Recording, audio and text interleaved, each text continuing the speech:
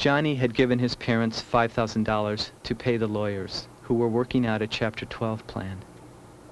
It had been his life savings, money from selling firewood and raccoon pelts, a big gamble on a modest dream. That room, that was Mom washed clothes, you know, washing, and we separated milk back here in that other room back there. That's where we... This is the farm John's dad rented during the 30s. Down here, see, that's where we used to walk right through here. He calls it his Hoover Days house. On this be the east side of this old barn, and the other cattle went on the north end. My mother was a little heavy-set woman, kind of, you know, a little chunky like my wife. And anyway, Dad, we had that old 27 Chevy car. And there's a dirt road here, and there's a little hill like it is now. And the door flew open on Mom's side, and she rolled right out of the car down in the pasture and didn't even hurt her. She rolled right down in that pasture. She got mad at my dad, said he opened the door up, which he didn't, and pushed her out, but he didn't. She rolled right out in the pasture. She got mad, but she fell out. The door hit the bump, and the old door fell open, and out she went rolling down in there where she went. Down in that pasture, it was green pasture there. It didn't hurt her a bit. She rolled right underneath the fence. Yeah. Something else. The river's right down there, you know, and you get the heavy rains where you get all that seed problem in your ground down here. See, you get all the burrs and sand washes in, which you can see it down there now, that there is a lot of sand next to the river that's washed in, and that kind of hurts your ground. You know what I mean? It just don't produce as good as the black soil and this lighter soil ground. But when Dad left here, you know, we was all right, but out when we moved to better ground on the prairie, Dad made a lot more money out there, better soil than down here. He raised another 30, 40 bushel acre corn more, you know, and per acre, and got ahead a little more than he would have down here on the good ground. This down here, this poor ground just didn't, you know, produce quite as much. And I remember, yeah, the guy lived right north of us, Roy Bovey.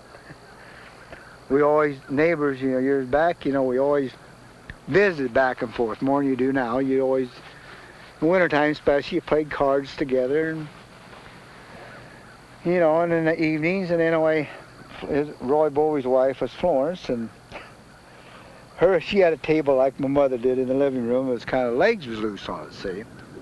And Roy says to Mom when we was playing cards on that table, he said, Floy, he says, sometime I'm going to come down now and I'm going to fix your table all up for you. And his wife, I remember it yet. She says, yeah, when you get Floyd's table fixed, Roy, come and fix your own wife's table for it. Said to you, oh, I died laughing. When you get that one done at Floyd's, you can fix your own. But them was the good old days, you know. It's a lot different than what we had.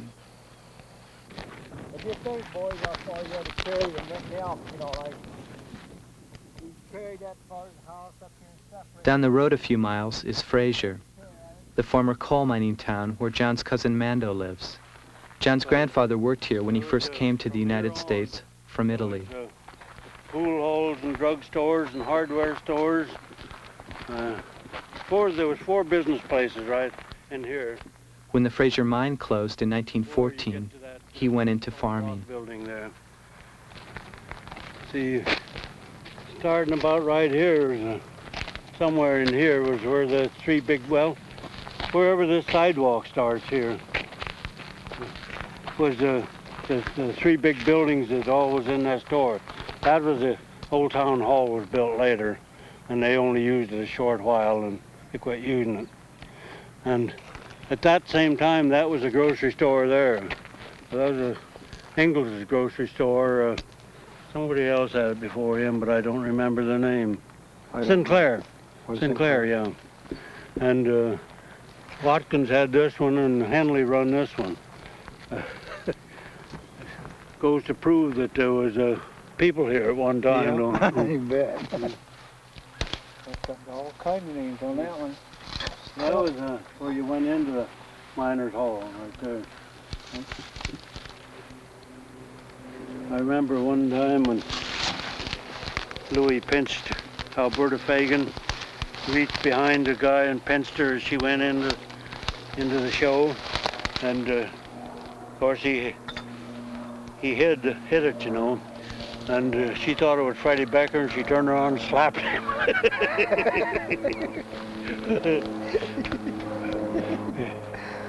He wouldn't have done a thing like that for anything.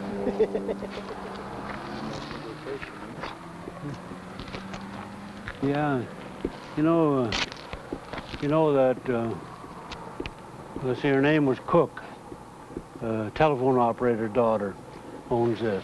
Oh, yeah. Mm-hmm. And her sister that owned her first married Married Ray Raymond Kimsey. Yeah, Raymond Kimsey. She's bad with cancer.